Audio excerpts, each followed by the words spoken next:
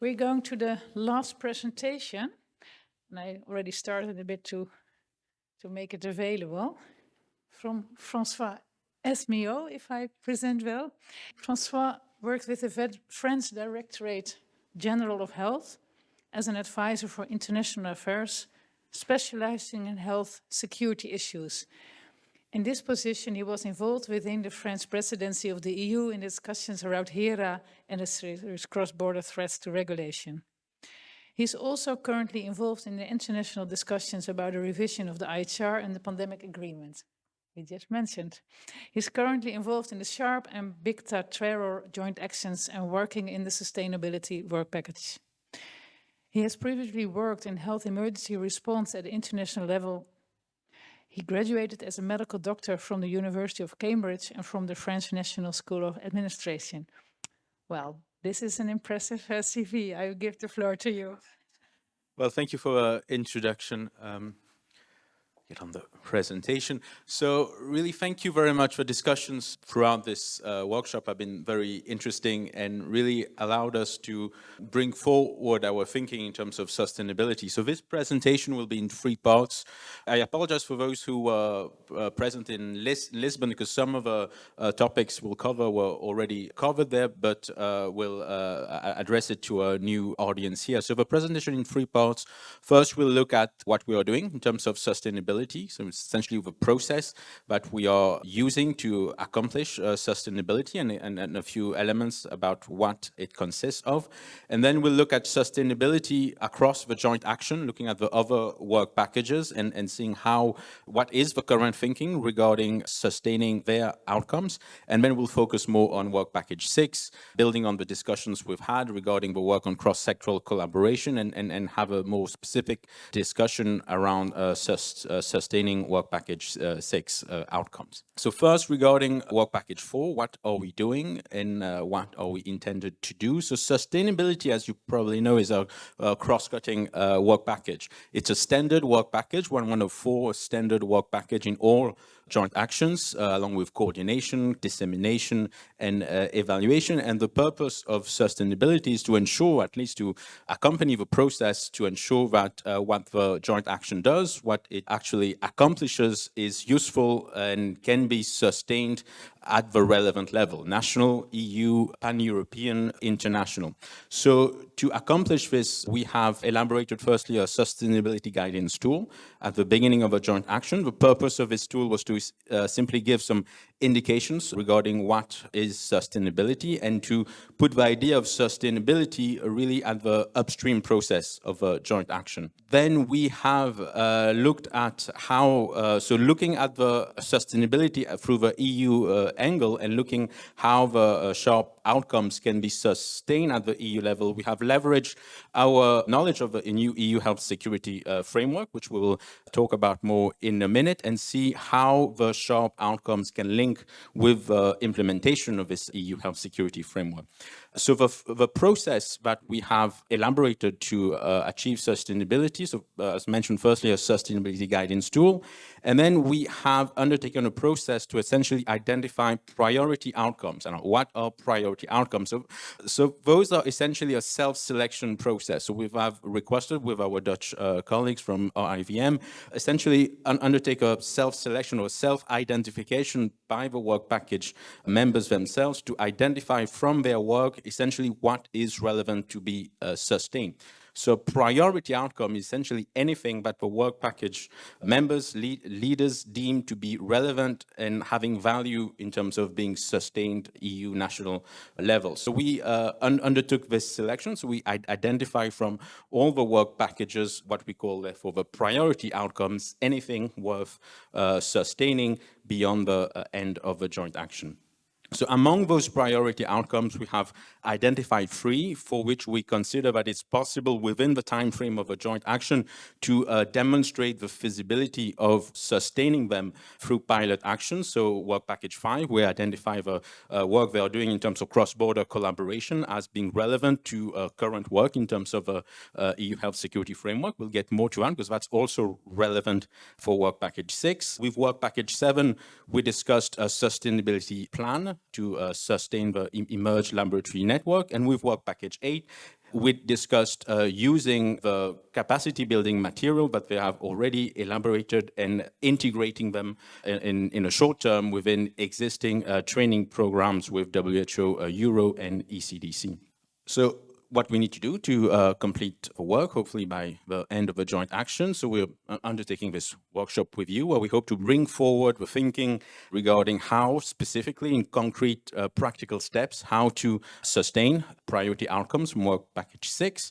Our aim is to present this draft sustainability plan at the final workshop, where we expect to get the final feedback from all the joint action members, our colleagues from the EU Commission and policy makers, and to be able to finalize the sustainability plan by the end of the joint action. So the sustainability plan will present for each of the selected priority outcomes, essentially a plan for how to sustain them at the relevant level, so be EU, national, or indeed international levels.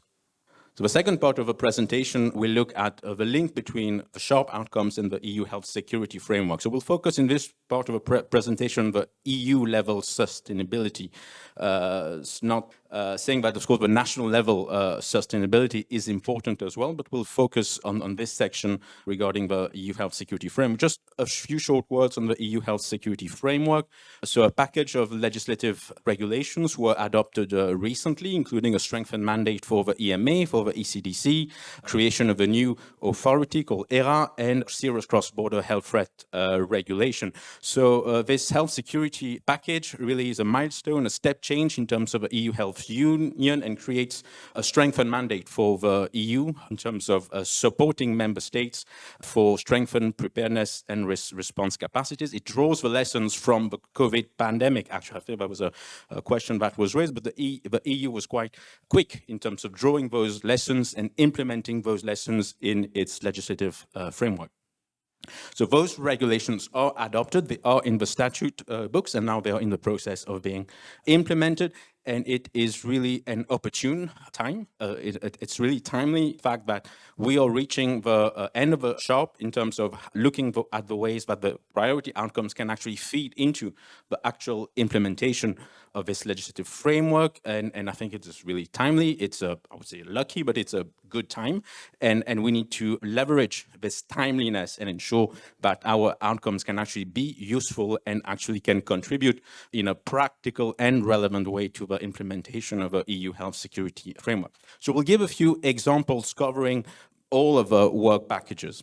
So looking at work package 7, work package 7 works towards sustaining, maintaining, operating the eMERGE laboratory network. And we believe, so in discussion with work package 7 members, that this can be sustained through the network of EU reference laboratories, which is new function and which is under the strengthened ECDC mandate and a serious cross-border health regulation. So the sustainability of this specific outcome, which is the eMERGE network in and of itself, can be linked to this new mandate in terms of EU reference laboratories.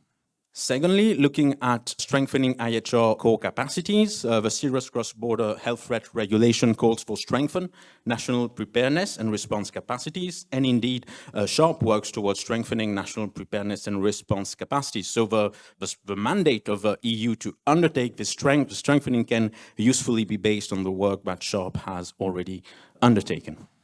Looking at the improving external evaluation process, I think we talked about that just now regarding the work that work package 5 will be doing in terms of looking at the after action reviews. So the cross-border health threats calls for periodic evaluation of national plans, and that's a work to be undertaken by the ECDC. And indeed, that work can usefully leverage work package 5 will have done or will be doing in terms of strengthening knowledge, practicalities about the external value, the value of external evaluation processes. And next, this particularly relevant, where we have underlined it, it's particularly relevant for work package 6, looking at preparedness and response planning.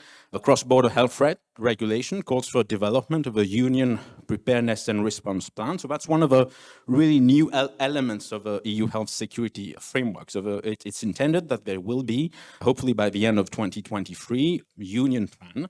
And a group has been set up, the HSC Technical Working Group on Preparedness has been set up, whose mandate will be to elaborate this plan. And also the regulation calls for ensuring correspondence between the union plan and national plans, together with a framework for preparation of reports and audits of national plans. And indeed, as we are discussing, we are working on Work Package 6, specifically working on tools to identify the core elements of multi-sectoral preparedness and response plan.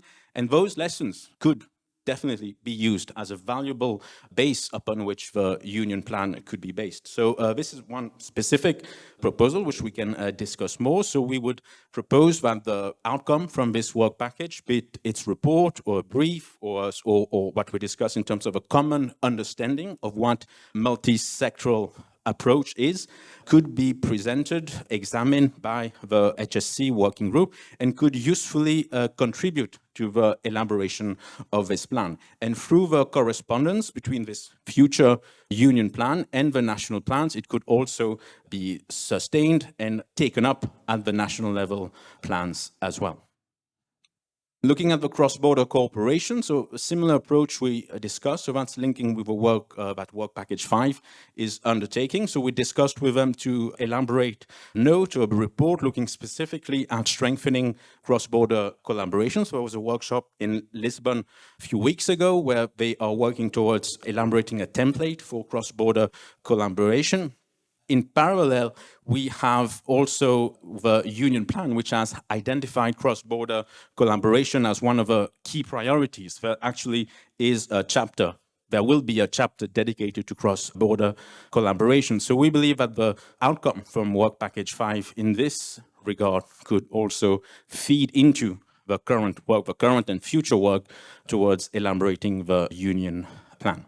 And ultimately, looking at training and capacity building work, which Work Package 8 is undertaking. There's a strengthened mandate for the Commission to undertake capacity building, and that work can also be based on the Work Package 8 is doing, which is also based on the work that ECDC and WHO Euro are also doing. And finally, case management capacities. The union plan calls for cross-border and inter-regional preparedness elements, and those can also be based or usefully leveraged for work that Work Package 10 is doing in terms of clinical management. I think they are, well, as I understand, they are working towards a network, clinical expert support network, which could also be sustained at the EU level as well. So the link with the EU health security framework, as we already mentioned, but very more specifically regarding Work Package 6. So recapping what we mentioned, so cross-sectoral preparedness and response plan is will be one of the priorities of a new union plan, and therefore the sharp outcomes on cross-sectoral preparedness and response planning could, I believe, should indeed contribute to the union plan, so using the outcome from SHARP to implement the mandate from the cross-border health threat regulation. So finally, in terms of discussion elements we would like to get from this meeting to help us towards our work towards the sustainability plan is to discuss some of the options I discussed, whether you think building on the work that Work Package 6 is undertaking towards having a common understanding of cross-border, that's Work Package 5, cross-sectoral collaboration would indeed be relevant to be sustained through the union preparedness plan and through the correspondence that is intended with the national plans, therefore in the national plans as well. But not forgetting as well the sustainability at the national level as well. I think one of the elements I'm taking, which I took from the discussions, is that relevance at the national level is indeed, or sustainability at the national is indeed important, but the diversity of national contexts in terms of legislative framework, institutional aspects, makes it that there cannot be a one-size-fits-all. So our approach for sustainability at the national level will be to propose a generic plan in terms of how or what actions could be taken to sustain specifically the work of Work Package 6 towards in the national plans. But indeed, we believe a union plan would be one of the relevant ways where sustainability could be achieved, and the idea is that the sharp outcomes can contribute to the union plan and to strengthen national preparedness plans as well.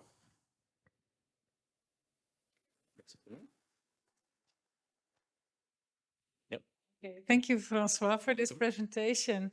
Are there any questions for clarification or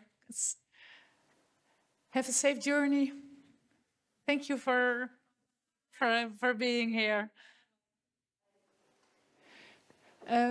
Because you had a bit longer time, so there was a lot of information about it. So maybe in the meantime, I can get the presentation back. But I can imagine, I will take care. I can imagine there are some questions about some content-wise for clarification. Yeah, Maaike. How would you get the information to this EU Commission? Would you propose a report, or would you propose that we give presentations there, or what way is the way to go there? Yeah, that's exactly what we would like to get from the work package 6 leaders. What would you think? The work is ongoing, and this workshop is part of the work and the discussions we've had today regarding what are the key elements of a cross-sectoral collaboration or part of this work. So essentially, you tell me what would be the best way, and then we can bring these discussions with the EU Commission, ideally by June, where we'll have our final workshop, and at that time we can discuss. But I think both options or both, either the report itself or summarizing the report in terms of, for example, what could be a common understanding in and of itself. So that could be submitted to the HSC working group, or indeed there could be a presentation. So depending on your time and availability. But one point I also want to make, I didn't mention during the presentation, is I believe a value of using the outcomes from SHARP, and specifically, for example, work package 6, is not only the outcome itself, which is relevant for the union plan, is the process as well. Is the process where we achieve this common understanding is as valuable as the outcome itself, because it's a collaborative process. And I think that's an important aspect, because we're looking at the strengthened EU mandate, but it's only as strong as its member states. So the value of having a collaborative process to elaborate key elements of a union plan and other aspects of a legislative package are as important as the outcome itself. And what really putting forward is the value of a process as much as the outcome. Yeah. Thank you very much. Really nice presentation, brings together all questions and outcomes. I must ask you about the IHR strengthening and the right country looking at these the legislation how to determine how to prepare and future. I wonder, is there any possibility of people doing conjunction each other? You know, we would this sort of pretty sharp proof it with other rather than doing the individuals in each country, if you know what I mean. Well, I'll try to address some of it if I don't. Specific question to get back. Regarding the IHR, so we mentioned it regarding the process for the revision of IHR. So there's an ongoing international process. There's a working group involved. So the EU has a common approach. There's a common negotiator. The Commission has a mandate on that as well. I mentioned regarding the work of Work Package 5, what they are doing in terms of external assessments, and that could usefully feed into the these discussions regarding the perhaps not only the revision of IHR, but also looking at the M&E framework of IHR. I know the SPO and the JE tools have been strengthened based on the lessons learned of a pandemic, but the work that Work Package 5 will be doing, looking at the after-action reviews, could also feed into the work of a WHO, looking at the M&E framework of a IHR. Looking at the IHR process itself, it's a member state-led process by essence, because member states are state parties to the IHR, and the EU has a role in terms of negotiating that on behalf or with member states. I think the lessons learned from SHARP can indeed feed into the discussions, but they will need to be collaborative process to have that. Thinking about President Biden, for example, why not be involved in SHARP? To have a sharp view on what might be to consider proposing. Well, the process for revision of IHR in terms of the propositions, there were several milestones for proposition. Member states or state parties were invited to submit propositions. It was September last year, so that that's closed, the window is closed. So the EU made a joint submission for the 27 EU member states. Then the IHR committee examined all the submission. I think there were 14 submissions in total. So there's a report of the IHR committee, which is an expert group. And now the process which is ongoing is the working group. So it's a member state working group, which is looking at the report of the IHR committee with a view towards reaching a consensus on possible IHR amendments. So I think the timeline in terms of doing of proposing submissions in terms of IHR amendments is, I would say, over. So now it's more about considering those and reaching consensus in terms of what amendments can be proposed or adopted. That question doesn't, when you talk about sustainability, the all has to do that everything we do will somehow in there will live beyond our sharp period. And I understand all the things that we have to do in drafting reports and so on, but how are we going to measure success of sustainability of what we did in the job?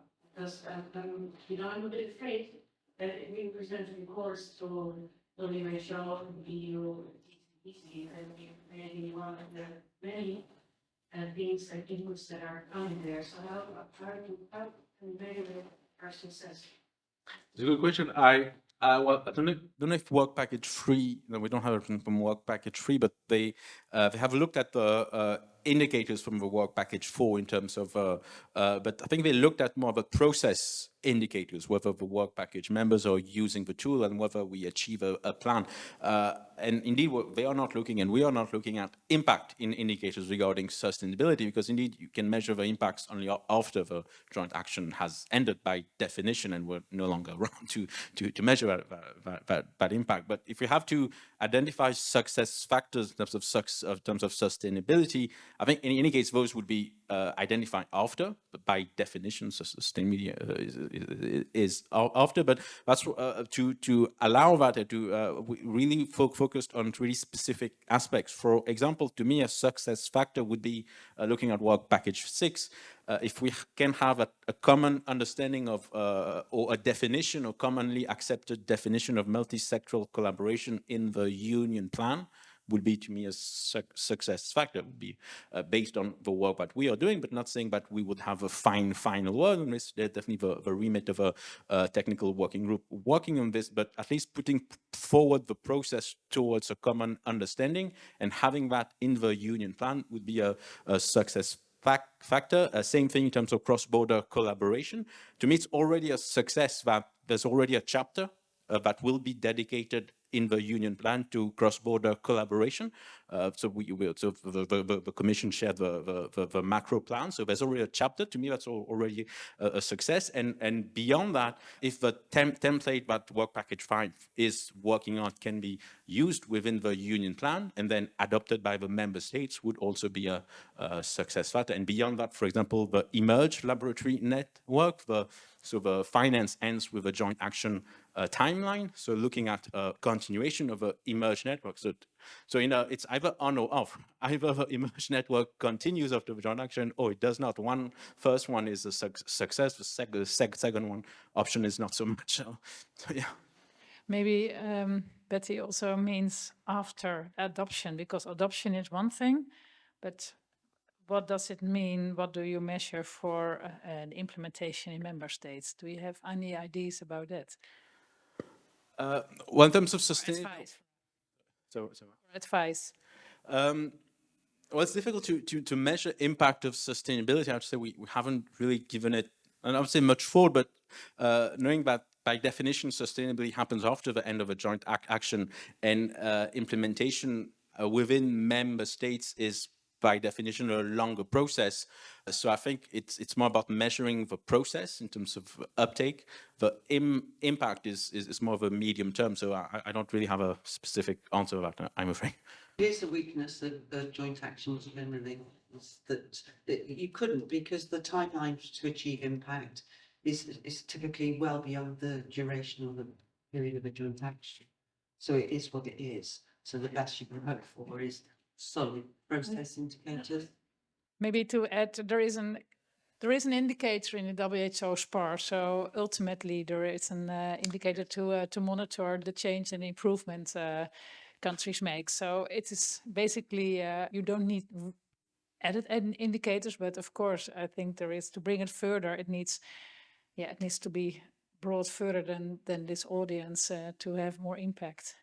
Yes, but there was also think, you know, all these pay everything.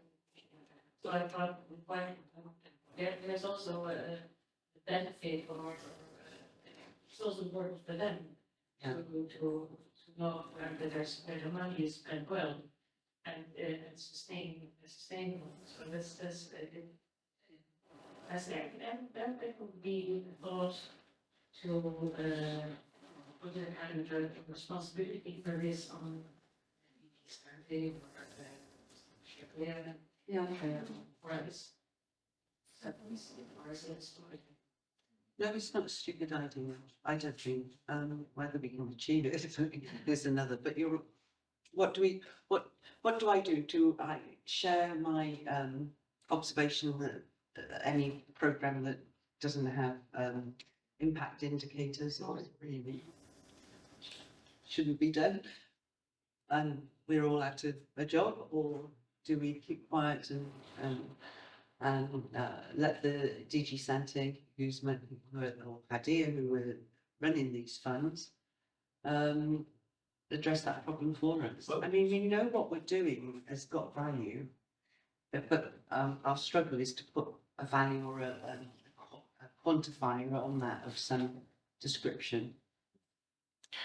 Well, in a way, it's already, I want to say, the fact that there's a sustainability work package systematically in all the joint actions, it's within the remit of a DG Santé and ADEA, and they. So it's already, being taken on board. That's sustaining the outcomes is important. That's why we have a work package and all that. But more specifically, indeed, it's within the elements, the outcomes that can be sustained at the EU level need to be sustained at the EU level, and they have a responsibility towards that. But at the national level, again, the diversity of context, the diversity of policies makes it more difficult. I wouldn't say not necessarily evident how we would monitor the impact of sustainability, of sustaining the outcomes at the national level.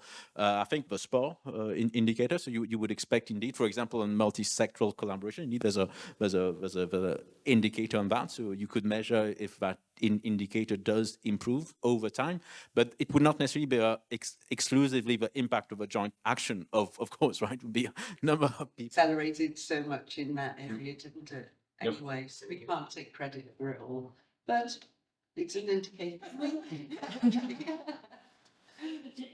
Just last question, and that's to you, or because I think we generally have Arnold. First, I assume that there as well. So it's a good idea to ask them how they feel about sustainability plans. Sure. Because I think that would be interesting. Well, I can say with these issues, for example, in Work Package 5, they were present at the workshop, so we discussed exactly that. And well, let's say they approved, or at least the notion that there would be a presentation or uptake at the HSC level of a work on cross-border collaboration was taken on board, and we need to discuss and find a time and a date. But so those discussions are happening with DG Santé indeed, and for Work Package 6, indeed, we expect and hope to bring those discussions forward with them and in June, if not before that, but also depending on the maturity of work. So we want to put put too much emphasis on now, but indeed that is something we expect to bring forward with DG Santé at some point by June, by the workshop at the latest. And not just DG Sante, but well, on health this specific security on this specific issue, yes, not DG Santé, but the HSC working group, which is a commission group. So yeah, I found the name of that group, if it's of any interest. Here we go. It's actually an ECDC initiative. It's, and both Otto from THL as well as Mariana are members of this working group. So bear with me as I find it in the document again. It's actually a task force. You got it. Thanks very much. So Yeah. EU Health Task Force. Yeah, because I think it's got to do with the new mandate. Yes. Okay, well, I think that's a chance if it has also the ECDC connected. That I think is that would be, I think, content-wise very relevant. Alrighty. Any ideas or other remarks or ideas for sustainability of the outcomes? My also question was that at the national level, we won't have a whole discussion on national level sustainability, so we didn't focus on that in my presentation, but indeed we aim to provide a generic sustainability plan for every priority outcome to propose how those outcomes can be sustained at the national level. But indeed, either now or later, any feedback that we'll keep in through linking is how you foresee the sustainability at the national level and challenges as well. So those elements from your national perspectives will be useful for us as well to look at sustainability at the national level, which is indeed as important as well. Yes, I'd like to mention about this final conference that we are really planning to end the conference with the panel discussion on sustainability, where we want to involve HSAT, ECWS, Europe, and hopefully also national representatives who can give us some examples from their own country. So that's the. So yeah, that would be very useful. That you could somehow involve ECDC in planning of your tabletop exercise, because they feel that they would have something to give in that aspect. That's something I was discussing earlier, but in the other way, you involve noticing.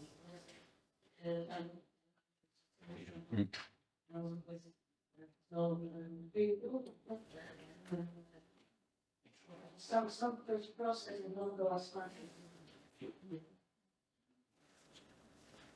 Alrighty, and the last point you said, the national action plans and the relevance for countries, I think that might be one of the outcomes of this workshop, so that we can also take with us in the the priorities setting towards the preparation for the final document in June. So this is also a bridge to the last group work, of course. But François, thank you so much. And good luck with your work, because I think the last months will be very busy for you.